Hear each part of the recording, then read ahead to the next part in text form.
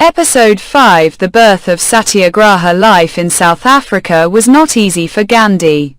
Every day, he saw Indians treated unfairly. They were forced to carry identity passes, pay heavy taxes, and live with restrictions that white people never faced.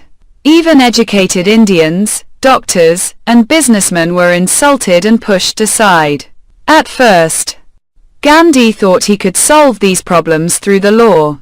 He worked hard in the courts, writing petitions, and sending letters to officials.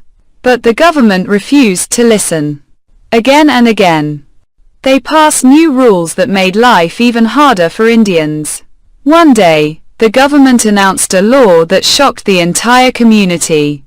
Every Indian man, woman, and child had to register and carry a certificate with their fingerprints. Without it, they could be fined, imprisoned, or even thrown out of the country. It was a law of humiliation, designed to treat Indians like criminals. The Indian community was angry and frightened. Some wanted to fight back with violence.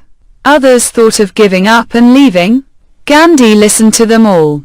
But he believed there was another way. He said, "If we return hate with hate, what will change?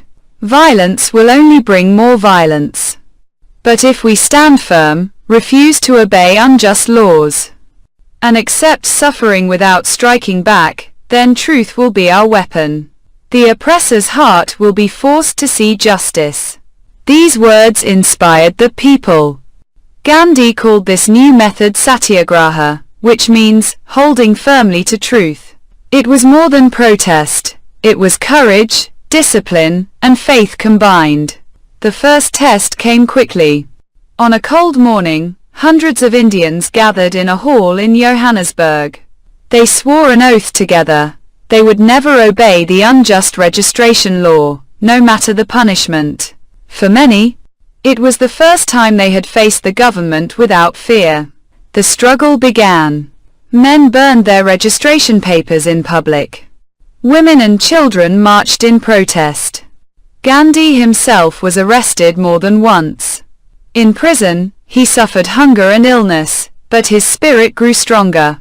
Each time he was released, more people joined his movement. Something extraordinary was happening. The people discovered that they did not need weapons to fight for their dignity.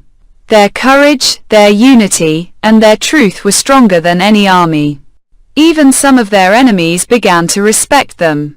Years passed, and the movement grew. Sometimes the people were beaten, sometimes they were jailed, sometimes they lost everything.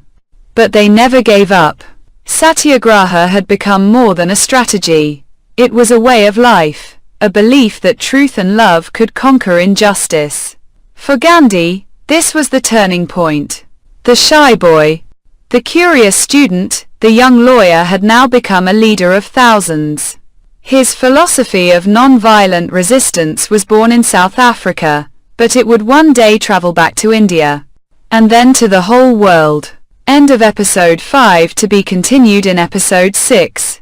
Returning to India, closing scene, call to action. If you believe in the power of truth and courage, support our journey by subscribing to the channel.